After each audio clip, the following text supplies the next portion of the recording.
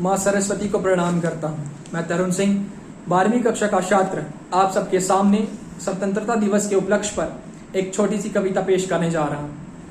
तो कवि कहता है कि मोहब्बत रहमान किसी की तो कभी भगवान लिखते हैं, मिटा हस्ती अपनी इश्क की पहचान लिखते हैं। हम तलवारों के बेटे उन मस्तानों की टोली जो बहा खून सरहद पर अपना हिंदुस्तान लिखते हैं।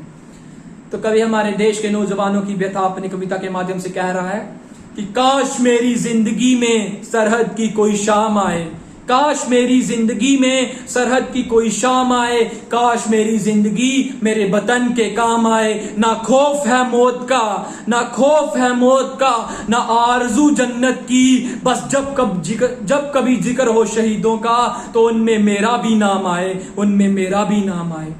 जब कोई पूछे कि ये पागल कौन था, जब कोई पूछे कि ये पागल कौन था, तो क्रांतिकारियों का चेला और इनकलाब का नाम लिख देना।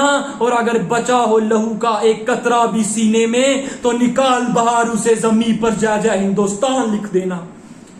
तो कवि कहता है कि आजकल के नौजवान पीढ़ी है जो वो रोमानी कविताएं सुनने में दिलचस्पी रखती है, देशभक्ति के प्रति उनको अग्रसर करने के लिए कवि कहता है कि इन बाजुओं को हुस्न का नशा नहीं लगता, इन बाजुओं को हुस्न का नशा नहीं लगता, नहीं तो कौन कलम चुनौती दे सिंहासन को ललकारेगी। इन सीने पर होंठों ने कुछ लिख दिया, इस सीने पर होंठों ने कुछ लिख दिया, तो कौन शाती जुद्दों के मस्तक पर हुंकारेगी।